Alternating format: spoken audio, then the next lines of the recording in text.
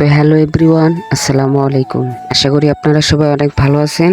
তো আলহামদুলিল্লাহ আমি অনেক ভালো আছি। সকালবেলা ঘুম থেকে উঠে ফ্রেশ হয়ে খাইতে বসলাম।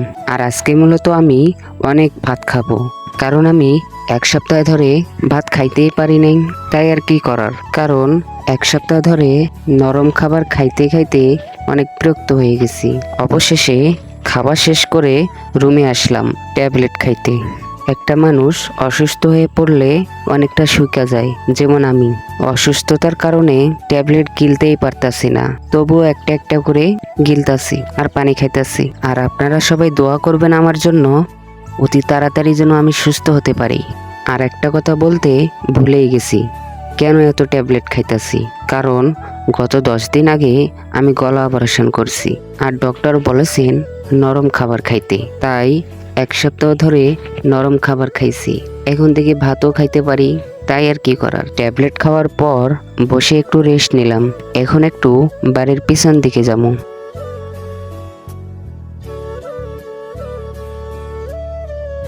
আর আমাদের জলপই গাছে দেখি ছোট্ট ছোট্ট জলপই এসেছে। আর আমাদের ছোট আমড়ার গাছে এখনো আমড়া এসে নেই। আর আমাদের বাড়ির পিছনে অনেক রকমের শাকসবজি আছে। আর এটাই মূলত আমাদের বাড়ির পিছন দিকের দৃশ্য। হঠাৎ দেখতে পেলাম আমাদের বড় আমড়ার গাছে বড় বড় আমড়া ধরেছে। বিকালবেলা ছোট ভাই ব্রাদারের সাথে মাঠে খেলতে গেলাম।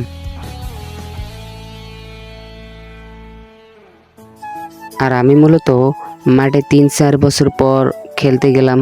আর আমি ক্রিকেট খেলা একদমই পছন্দ করি না। আর আজকে আমি সময় পার করার জন্য ক্রিকেট খেললাম, কিন্তু আমার ফেভারিট খেলা হলো ফুটবল। আর আজকের ব্লগটি এই পর্যন্তই। সবাই ভালো থাকবেন, সুস্থ থাকবেন। আল্লাহ হাফেজ।